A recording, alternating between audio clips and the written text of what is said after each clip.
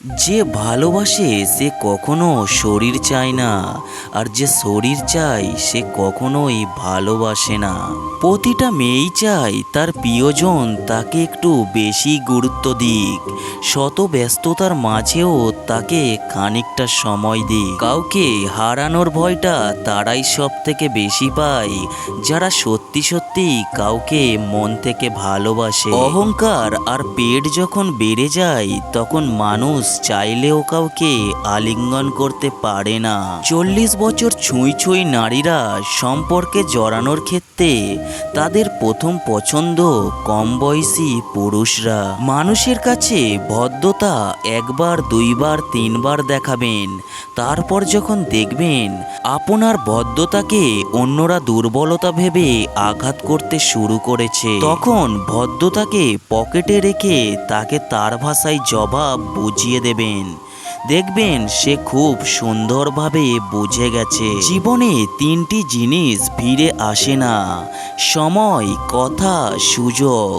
তিনটা জিনিস হারানো ঠিক নয়: শান্তি, আশা, সততা। তিনটে জিনিসের পতন হয়: অহংকার, মিথ্যা আর হিংসা।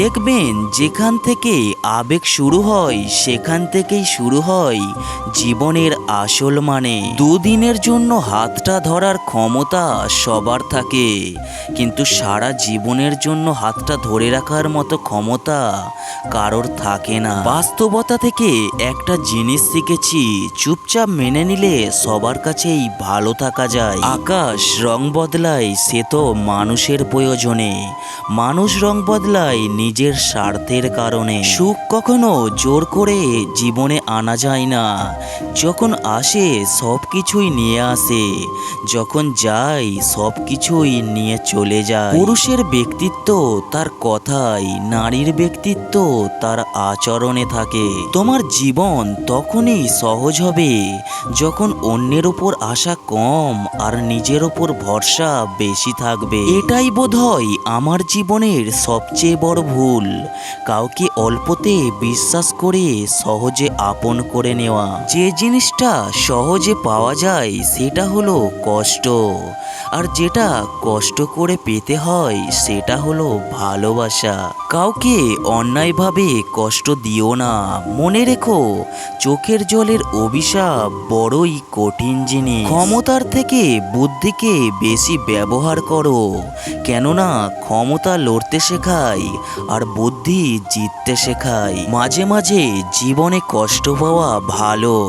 কষ্ট মানুষকে পরিবর্তন করে, আবার কষ্ট মানুষকে শক্তিশালীও করে। ভাঙা জিনিস অন্যকে জোড়া দেওয়ার দায়িত্ব না দিয়ে নিজেই জোড়া দিন, কারণ ব্যথাটা আপনারই। বেঁচে থাকতে যাদের কাছে তুমি অবহেলিত, মরে গেলে তুমি তাদের কাছে শুধুই একটা লাশ মাত্র।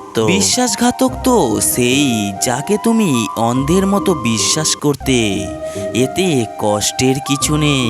হঠাৎ করে বদলে যাওয়ার পর যে মানুষটা পরিস্থিতিকে দায়ী করে সে কখনো তোমায় ভালোবাসেনি। ভবিষ্যতে যার কাছ থেকে তুমি সবচেয়ে বড় কষ্টটি পাবে, আজ সে তোমার সবচেয়ে কাছের কোনো একজন। যদি সত্যিই মন থেকে কিছু করতে চাও তাহলে পথ পাবে, আর যদি না চাও তাহলে অজুহাত পাবে। কিছু ভুল যেমন মানুষকে শিখতে সাহায্য করে, ঠিক তেমনি কিছু কিছু আঘাত মানুষকে বদলাতে সাহায্য করে।